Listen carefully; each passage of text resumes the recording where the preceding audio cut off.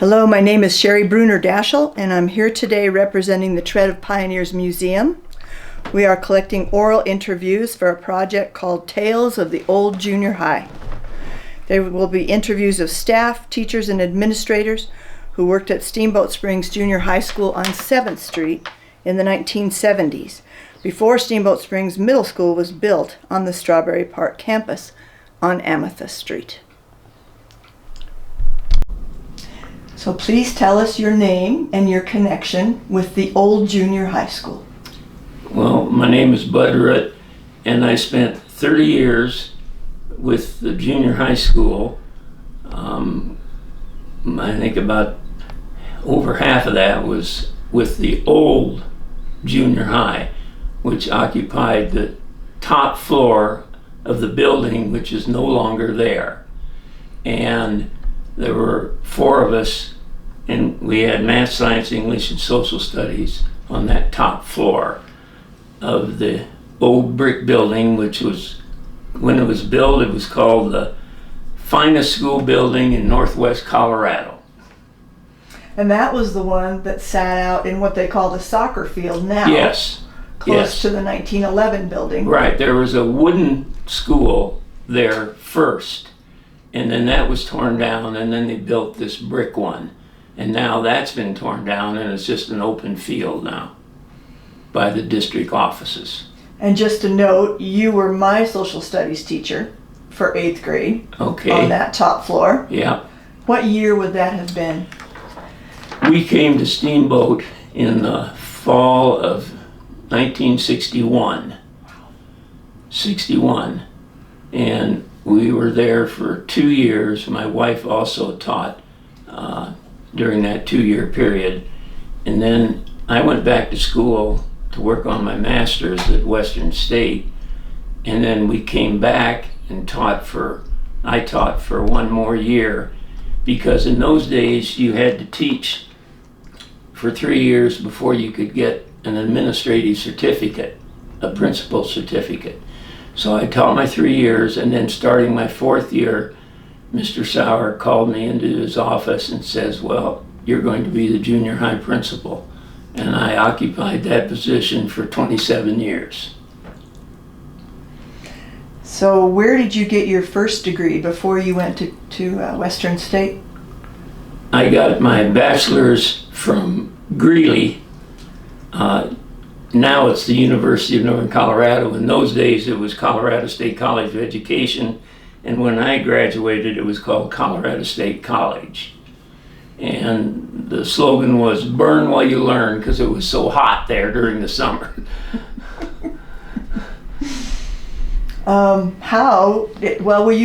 Were you two married while you were in college? Later. I mean, when I was working on my master's, yes. Okay. And we were married then. We were married when we first came to Steamboat. And did you meet at school? No, we met in Estes Park, Colorado. We were both working in a summer camp there, in the Chile camps, and then I went to work there when I was right out of the Army, and I got a date with Bev in August, and we got engaged in October and married in December. How did you find out about Steamboat Springs, and why did you want to move and work here? We were married, and we were working there one summer in this camp, and I was looking for a teaching job, and I was working through the placement office at Colorado State College, where I graduated from, and they would line up places where I could go and interview. One of them, we went to Gailton, Colorado, and that didn't appeal to us. We went to Denver, and I interviewed with the guy, and he says, well, we don't have anything in your field. Is your wife a teacher? And I said, yes, she's a PE teacher. And without even talking to her, he says, oh, well, we got a place for her. We can hire her right away.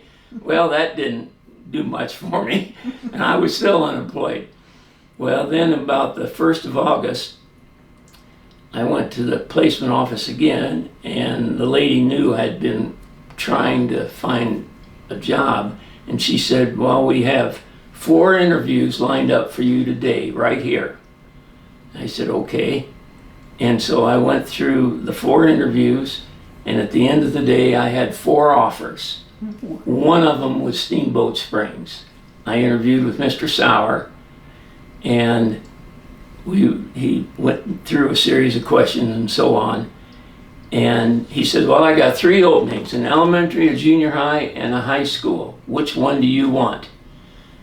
And I was kind of dumbfounded, and being somewhat humble, I said, well, I really don't know. And he says, I think you're a junior high person. And 30 years later, he was right.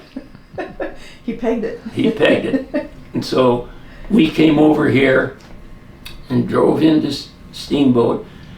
My wife was expecting our first child, and she was a little dubious because we saw all these signs, FM light, along the highway. And she says, I think we're just going into a little old town that's got 1 store. And she says, I don't know whether I want this.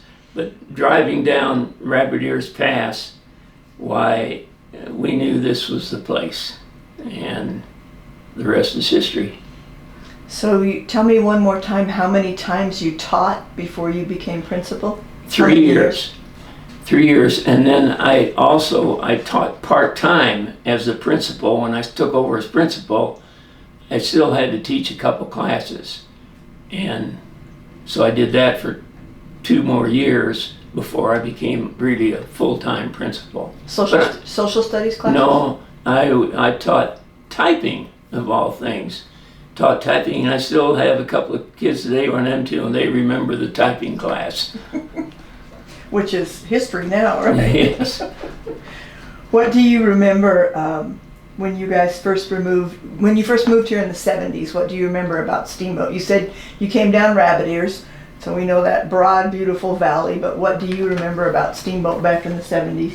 Well, even before that, in 61, yes, let's go to the 60s, there was not a stoplight in town, and you got Ma Bell on the phone.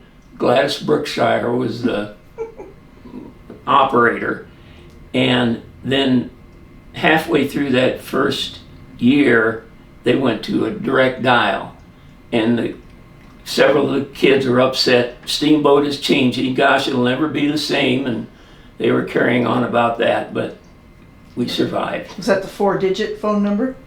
Yes, yeah, and that's how it was. What do you remember on Main Street, or what places did you like to go?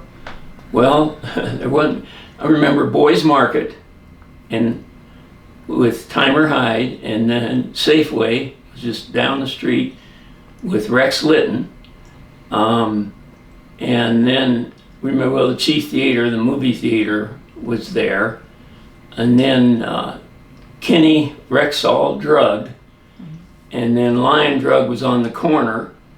And Don Kenny had Kenny Rexall Drug, and then there was a J.C. Penney there on the corner, and trying to think, his wife was a teacher and he was the manager.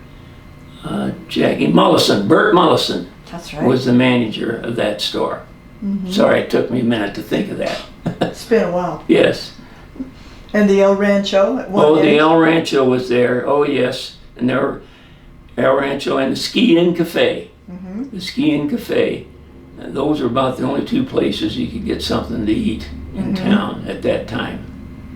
Yeah, there wasn't much to the Main Street. What did you and your family enjoy doing, like when the girls were little? Did the girls ski? And yes, they were in the Little Toots, ski program, and they skied, and we just enjoyed the winter sports. I had a sled that I built a wooden container that sat on the sled and bolted it down, and then we'd put Kelly first in her little infancy in that, and we'd pull her around town because in those days, I believe they only plowed Main Street. They didn't do the side streets, as I recall.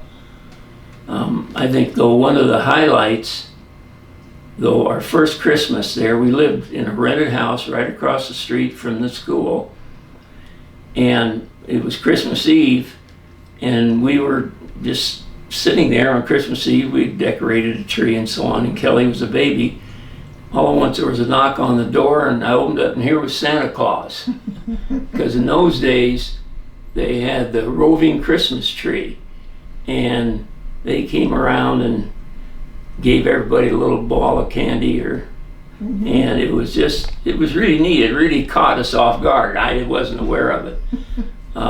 One of the most humorous things in that early year, Bev went down to the news pilot, and we were wanting to take a paper, and she asked, well, do you have national news in your paper? And of course they laughed, says, no, this is all local. And it was all local, but we got kind of a kick out of that. But I think the thing that made the difference, the town was so small in those days. There was only one subdivision, and that was Val Verdant and east of town, and it was just starting. It wasn't even developed. But you got acquainted very fast with everybody. You knew everybody, and everybody knew you because you were a school teacher and so on and so forth. And we just fell in love with the place. Well, and Routt County National Bank. Oh yes, right. That was there. Pretty much the only bank, wasn't it? It was the only bank, right. And Ellen Winchell worked there as a teller.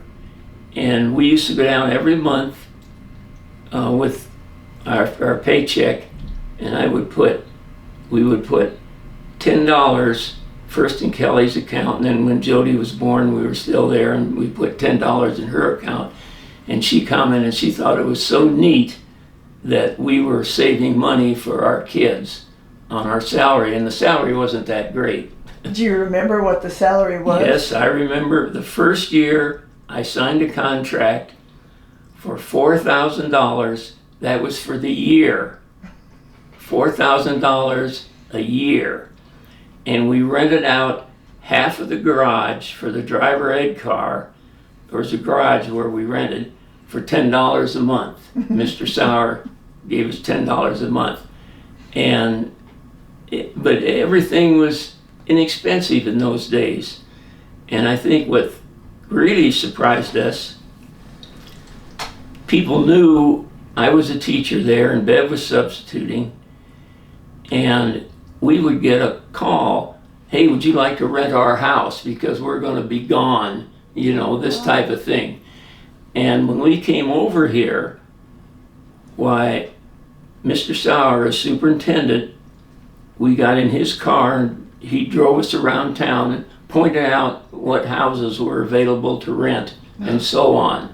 And that is not the case today. No. But that's how it was then. Do you remember what you paid for rent at the time? $75 a month, furnished house. We had to pay the utilities, and that was it. And we rented like half the garage for $10 a month, and so we paid actually $65 a month rent. What do you think would be the difference between teaching in the 60s and 70s and teaching now? Technology more than anything else. That's the main thing. Okay. When you think of that old building, that 1911 old junior high building, what do you remember about the building itself? I went over there. Mr. Sauer told me where my room was, and he gave me a key to open the door to the classroom. And I went over there to see my classroom, and I met Merle Cheek, the custodian. And I was so nervous and scared. I was just new, and I couldn't get the key to work in the door. And Merle and I used to tell him this story all the time. And he stood there watching. He says, "Well, Mr. Rudd, if you turn the key over, it'll work into that door." So I did, and sure enough, it worked. And he probably thought, "Oh Lord, another school teacher that doesn't know anything," as Merle would say. And that would have been in the really old building, that right? was the old junior high. So top in floor. the one that's still there, what do you remember about your principal's office? Or Well, then, when they built the new high school and we moved into the old high school, why, the principal's office used to be Mr. Sauer's office. That was his office, because Clarence Gardner was just across the office complex, and his office was on the right as you walked in, and Mr. Sauer's was on the left. I didn't know that. Yes. So I remember walking in, and it's cement floors and wooden steps, and it felt like Yes. it echoed all the way through the hallway. Yeah. And in that old building, why, Coach Romano was the wrestling coach, and wrestling practice was in the old gym,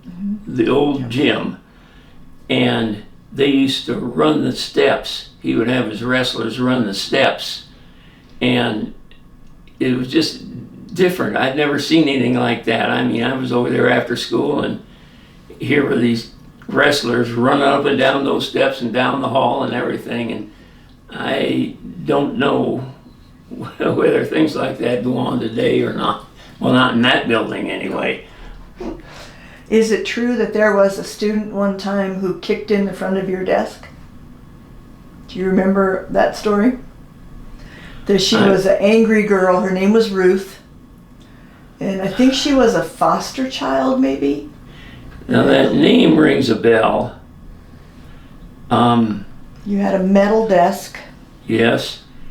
And if she kicked that, I'm sorry, I don't remember that incident, but I do kind of remember that name and a girl that was very difficult to deal with. And Yeah, I remember from being in the office, and we heard her have a little tantrum in there in your office, and the story was that she kicked the front of your desk in and dented it. that could Now, be. if it wasn't that happened, Yeah. maybe it wasn't that dramatic. Yeah. Tell me about the MASH party.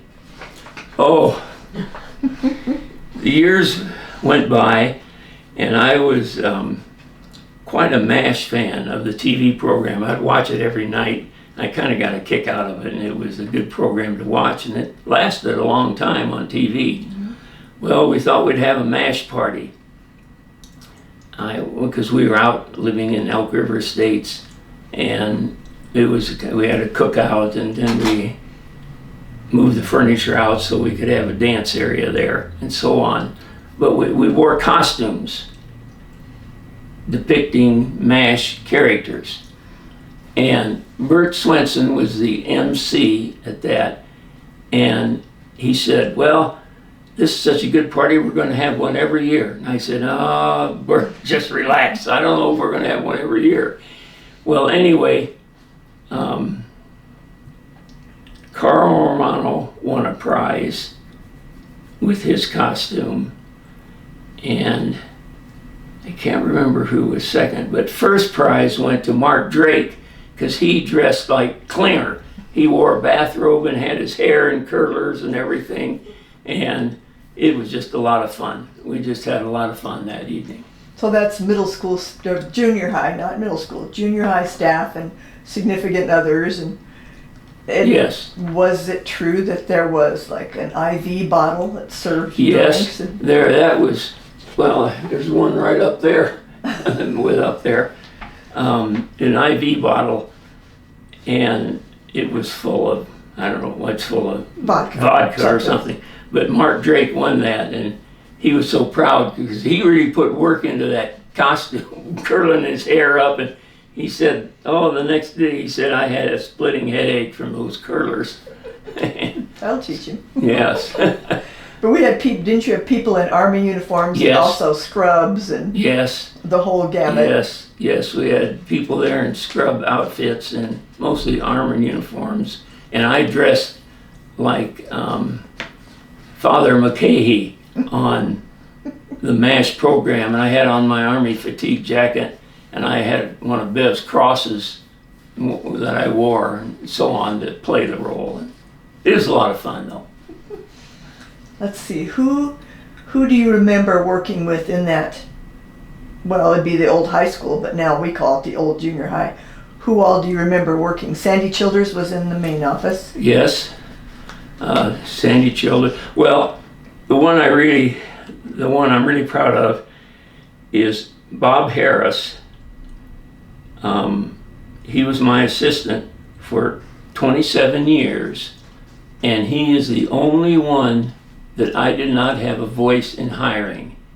He interviewed with Mr. Sauer and his wife Billy, and she went to the elementary school as a PE teacher, and he came into the junior high, and he was hired to teach science in a class in PE, but he is the only one that I did not have a voice in hiring. Mr. Sauer hired him, and so on. And we had a lot of fun over the years and got very close. And I still call him every week to this day. And we talk and swap a story or two and that type of thing. How would you describe your working relationship with him? Excellent. It was professional, but it was more than just an assistant. I mean, we became good friends, and it just was a nice relationship, a good working relationship. And Bob's desk was always a mess, total disaster. And mine was as neat as a pin. And his motto was, well, a cluttered desk is a sign of a genius. And so that's what he said. And so what do I say? He was doing his job and everything was okay. It always seemed like you were the administrative type and he was more the fist. He was the disciplinarian. And yes. But the thing about Bob Harris, he was a disciplinarian. And he could discipline a kid and give him the worst chewing out the kid had ever had. But somehow he communicated the message is that he cared. Yeah. He cared about every kid and every teacher. And it wasn't in writing, it was just his personality. And consequently, he was a gem in that position. A disciplinarian, yes, although I got involved in a few of them too over the years. But he cared, and the kids could sense that. Mm-hmm. They respected you yes. both. I think they respected you both. What are some of the programs you remember? Like for instance, you mentioned sports, and what about music or Right to Read? Or Right to Read started in our school with Judy Miller. She's the one that started that. And so 15 minutes every day, everything would come to a screeching halt, and we'd read. And that who was we? all the kids and all the teachers, everybody, just stop whatever you're doing and just read a book. And Judy Miller started that. Gino Panapinto, when he came in as a music teacher, he started the Helmsman and Singing Sailors. Helmsman was a jazz band, and Singing Sailors was a singing group, and they were quite good. We even took a tour one year, went on tour with junior high kids, if you can imagine that. And they were good. They made a record even. And Gino, his first year, he was a typical young beginning teacher. And I saw him after he's retired now talking, and one of his fondest memories was teaching beginners, sixth graders, to play a musical instrument. He said that was my fondest memory, because I walked into one of his beginning classes, sixth graders, the squeaking in the nose. Oh, it was awful, just terrible. And I said, Gino, listen to this. He says, oh, don't they sound good? They sound so good. And they were terrible. But he thought they were great. And that's his fondest memory of being in the junior high. What about some of the other teachers? Like, do you remember Skylab? Who taught up in Skylab? Do you remember it being called that? No, I don't remember that. Cheri, I'm sorry. Winston Walker. Well, and Winston Walker, George Weber. George Weber, they taught the science classes up there. And Winston, it was an interesting interview because I'd known him, from previous experience in working in this summer camp together. Yeah. And so I knew him, and so the interview, when I just asked him, I say, hey, Winston, we got a science opening. Are you interested in the job? And he said, yes. It's okay. And I said, also, we got a Spanish opening and English. And he says, well, my wife is a Spanish teacher. I said, okay, we'll hire her too. So we did. I think didn't we have 3 different couples? I mean, couples don't normally work in the same building anymore. Well, Jack and Judy Miller, Winston and Cindy Walker. Stephen Patty Hurst. Stephen Patty Hurst. Yeah, there were couples. And the lunchroom with the ladies that made the good homemade food for us. Yes, the lunchroom was one of my favorite places. I always took lunchroom duty because I figured the teachers don't need to do that. They can have a break. I'll do the lunchroom duty.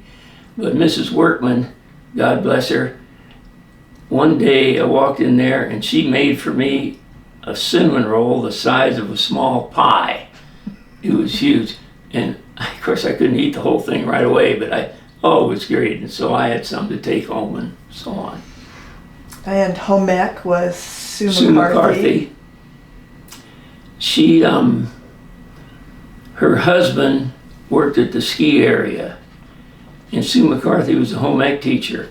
Well, they closed down the mountain whenever it did, and so then he had a kind of a week's break before he started the summer job, and they wanted to take a vacation, so Sue McCarthy came to me and said, well, could I get some time to go with my husband, because that's the only time he can get off. And I said, well, I think we can work that out. So I wrote down sick leave or lovesick or something, and it all went through. Nobody said anything. So you had some leeway in those days, yes. Right? I was trying to think who else was in the building. Nancy Giannetti at the time. Nancy Giannetti. Teaching English. Right. Who else? Now, there was, I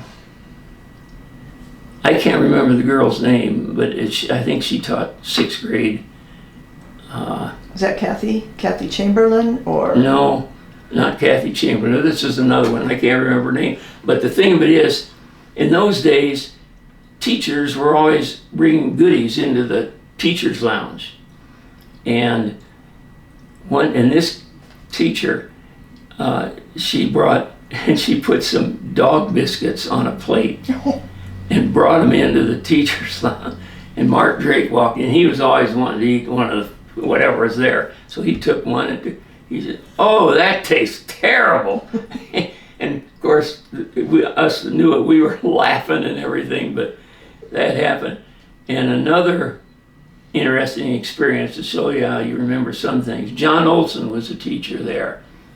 And John was a great teacher, but he was he was quite the outdoorsman, and he had all these carabiners and climbing ropes and things, and he was always bringing this stuff into the teacher's lounge to show the staff what he was doing. Well, there was a chandelier that came down, and he threw a rope over that, and he was playing with his carabiner and everything. Well, at that same moment, there was a man from the State Department who was visiting our junior high. At my invitation, I wanted him to come up, just kind of see how we were doing. And he walked in to I said, well, this is our teacher's lounge. And so he said, well, I want to meet the teacher. So he walked in there, and here's Olson with this rope over a chandelier, playing like he's rappelling, coming down. And I just hung my head in shame. I don't know what this guy thought, but he knew how to handle it. He didn't say anything. Some of those things you remember. Oh, I know. How about Jean Labrie? Wasn't she the PE teacher at the time? Yes. Jean Labrie, a story I have about her is I went down to observe her class, and I walked in, I was observing class, and she said, "Oh, I'll be back in a minute." I said, "Well, what's going on?" She says, "Oh, I want to take a break and go up and have a cookie in the teacher's lounge." And here I am observing her class. And okay, everything went fine, no problem. And we still laugh about that. But she wanted to have a break with a cookie. And I mean, the rapport was good. I had a good rapport with people that they felt comfortable doing something like that, you know. I don't know whether it would happen today or not. I don't know. Let's see, any other stories that might come up? I'm trying to think of people like Wayne Kilpatrick.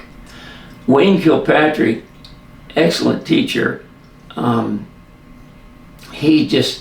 He got an opportunity to move to Montana and work for a very wealthy man who had quite a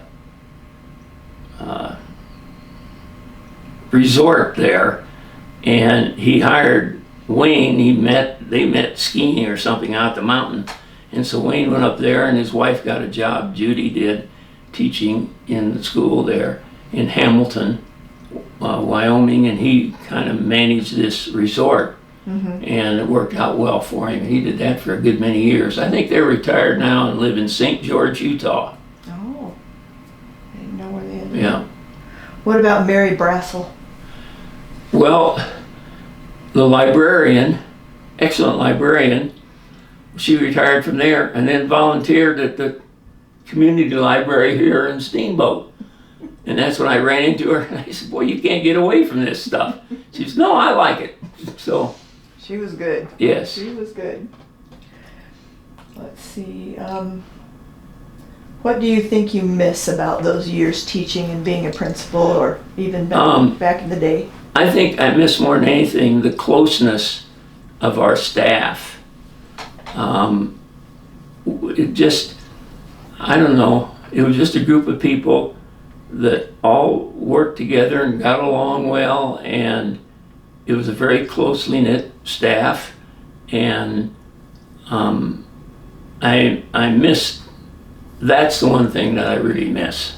Yeah, I agree. You just don't have it anymore when you're retired, see.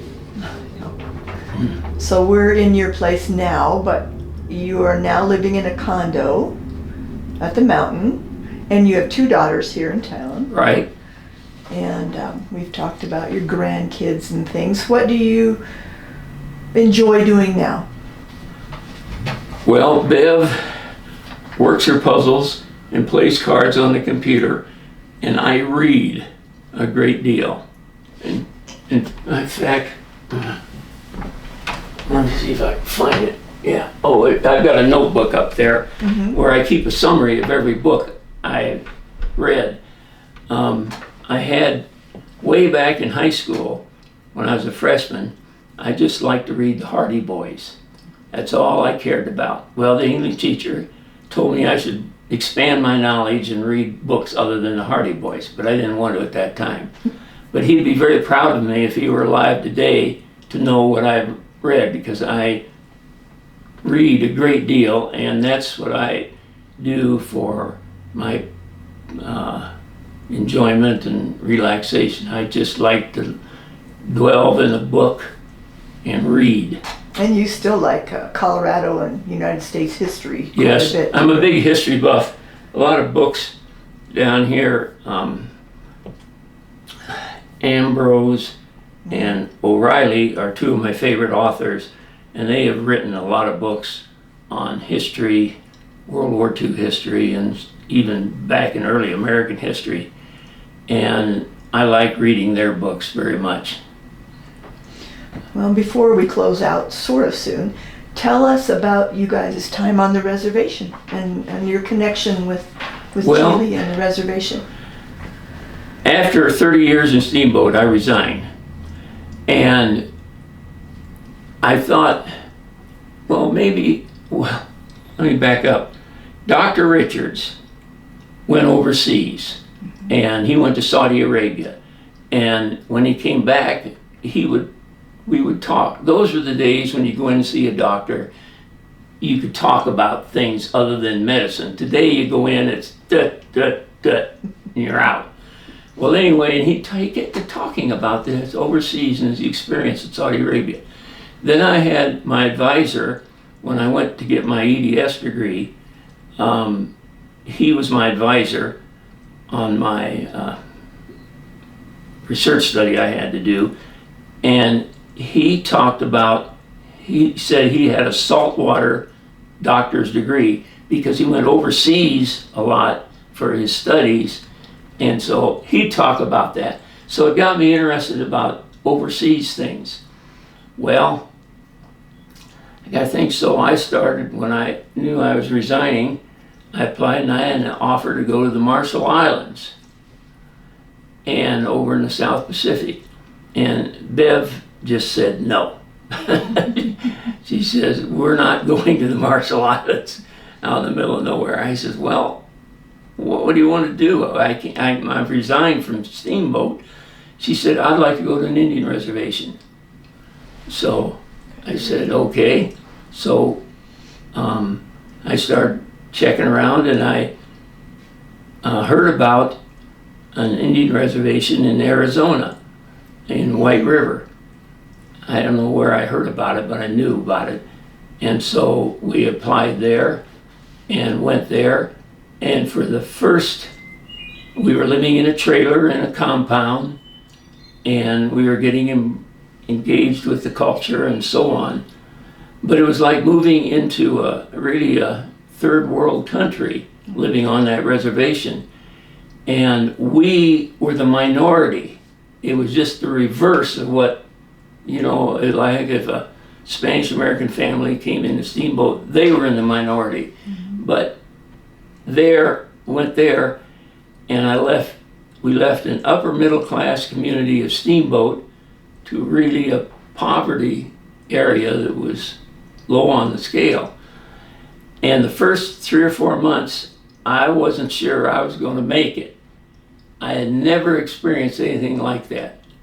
The first thing was, they didn't call me Mr. Root like I was accustomed to for 30 years. Hey, Root! That's the way it was. And you adjust to that very rapidly. And after 5 years there, it turned out to be one of the greatest experiences we've ever had. I wouldn't trade it, and neither of us would trade it for anything. Where was that, and what reservation? White River, Arizona. It's 30 miles due south of Show Low. You go down that Mogollon Rim, which goes across Arizona. Show Low is an upscale town, but then White River is the reservation. Typical reservation, the trash, the litter. Navajo reservation? No, Apache. Apache? This was Apache. Okay. White Mountain Apache. But beautiful country, and the people we got acquainted with and got close to, the Apache people, they were just great. They just took us under their wing, and we did everything, went to sunrise service or sunrise ceremony, and just all that kind of stuff. What was your position down there? I was a teacher for 2 years and a high school guidance counselor for 3 years. Wow. Being a counselor was excellent, and it was a position I thoroughly enjoyed. One-on-one, I wasn't involved in discipline or scheduling or all that, although I had to help them with scheduling because sometimes they didn't really know how to do it, the principal and so on. So I said, I can show you. And it was just a neat experience. And I had an Apache secretary. She was great when I was a counselor, an Apache lady. And we communicated for many years after we left, but she has since passed away and so on. That's amazing. It was, and we took the language, I took the language for 2 years. Oh, Bev had studied a foreign language in high school, so she could handle it easier. I had a terrible time. Just getting the words is a difficult language, but I learned a few words and got to where I could communicate. I was never fluent, but I could communicate with statements and words and that type of thing. And would the kids speak some Apache and mostly English, or? They both. They would do both? Yes, they would do both. And I had a big chart in the office when I was a counselor, had a lot of words in Apache. And so a kid come in and I'd look up there and say one off the chart. And I think it helped because inwardly they could say, hey, Root, you're an Enda, which is white, meaning white man. But I was trying, and they could sense that I was trying to learn their language and so on. And it built a rapport. Yeah. And I got along with them pretty well. But I mean, when you walk down the hallway and here I'm a white guy, and all these Apaches all around you, you know. But it was good, though. It was good. It was good. I know one thing I forgot to ask you. There was one thing as an administrator you were kind of famous for, and that was the way you dressed as a principal. Oh, always wore a necktie. That too. Always wore a necktie. But what else? There were stripes, and then there were. Oh, I'd get them mixed up, you know. But I always wore a necktie. I always wore a necktie, and the staff in those days, they hadn't drifted into the, I don't know what teachers wear today, the casual attire or what it is, I don't know. Yeah. But in fact, all the female teachers wore skirts, you know, there weren't any slacks or anything like that. And the men wore like shirts and ties. Well, they didn't all wear a necktie. They'd wear just a shirt and so on. Yeah, but I always wore a necktie. Do you remember dances? Oh, the junior high dances. Oh, yes. We had them. Actually, they were pretty good in the early days when we were in the old school, but when we moved to the new school, we'd have 4 a year and start with 2 hours, or no, an hour and a half, 2 hours, and then 2.5 hours as we went through the year. And they were noisy, but I mean, they were junior high kids, you know, and they seemed all like it. And I would read the rules to them before the dance. If you leave, you will not be permitted to re-enter, and have your parents come, make sure they're there to pick you up. Invariably, there'd be 1 or 2 kids that the parents wouldn't come right when the dance was over, and so there would sit Mr. Root for another hour waiting for the parent to come. And that's how they were the junior high dances. Oh, yes. And most parents were pretty supportive. Oh, yes. Yes, very supportive. Well, I ran out of my questions. Anything else you think that pertains to that old junior high? Well, when I read your list of questions that I gave you, a couple in there. One of them was, you have any things that you felt were uncomfortable or they weren't right? And yes, as I thought about it, the hardest thing I ever had was when I had to let people go. That was tough. You kind of build a rapport, and for some reason things aren't working, and you have to let them go. That was very, very difficult. It was very hard, but it was just part of the job, you know, and that type of thing. I do remember when I first, Mr. Sauer told me to, he was my mentor, by the way, and a great man. when I first took over the junior high, I immediately felt the responsibility that I had not had as a teacher.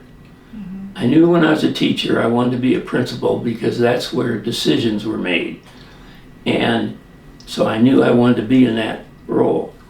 But I didn't know how I'd react to it. Well, when he said, all right, now you're responsible for the junior high, that meant everything. Maintenance, teachers, sort of all that. Well, I broke out with car buckles on the back of my neck because I felt the pressure. And see, a lot of people today, they go into those positions, it's just a job. They don't think anything of it. But I really felt the responsibility and the pressure.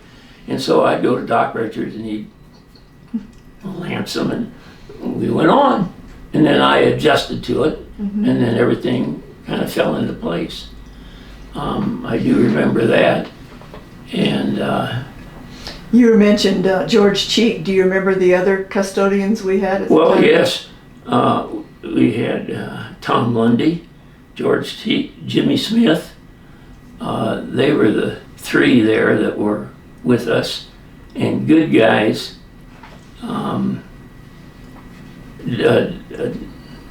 George Cheek, Tom Lundy. Oh, No, Jim. I'm sorry, Merle Cheek. Merle Cheek. Not George was his son. Well, George was his brother. George was his brother. George was his brother. And Tom And Lundy and Dick Becker. Dick Becker. Good guys. I mean, And older guys. I mean, yes, they were older. Oh, yes. Older guys Yes, at the they time. were older. Yeah. And so on. But they also, I remember they also would stop and read during Right to Oh, Read. yes. Everybody did. Which was a very quiet building for 20 whole minutes. 20 minutes, yes. Well, we thank you. Well, This has thank been you. A great walk through memory lane, Well, thank you. and thank you for doing the interview. Oh, thank you for doing it. Good luck with your project. Thank you. Okay.